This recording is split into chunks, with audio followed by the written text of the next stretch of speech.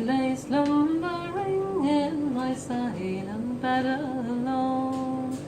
Some rakish thoughts came in my head and caused me for to roam, for to leave my native country and the weak girl I do adore.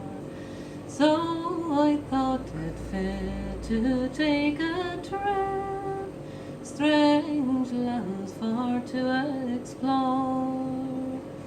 While the night before I went away, I was walking up Rockhill.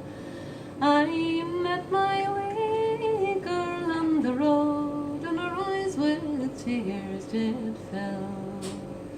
Stay you at home, dear John, she said, and do not go away, for I'll have none to comfort me when you are on the sea. Well, I took her by the lily white hand and held her hard and fast, saying, adieu, me darling, I must away, for my ship she lies in Belfast. But if you prove loyal, sure I'll prove true, for you know that I'm well inclined. So we kissed, shook hands and parted, and I left my wee girl behind. Now when we landed in Belfast, our ship she was in full sail. Away she went down the loch on a sweet and pleasant gale. We were rolling o'er the ocean where the bounding billows roar, and it's thanks be to the heavens above we landed safe on shore. Now when we landed in Greenock, the people all gathered round. They said I was a rakish lad come to cut the harvest down.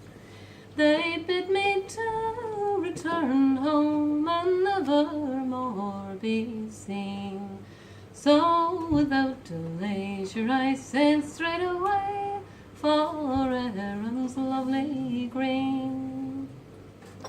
Now when Mary heard that your John was home, her heart it did beat with joy, saying, come into me arms, you're me darling lovely boy. Saying, come into me arms, for you I have thought a great long. And let them all say as they will, this wedding it will go on.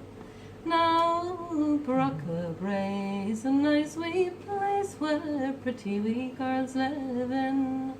You would think they were the nightingales when they sit down to sing, where the salmon trout all sport about near Loch Ness verdant shore.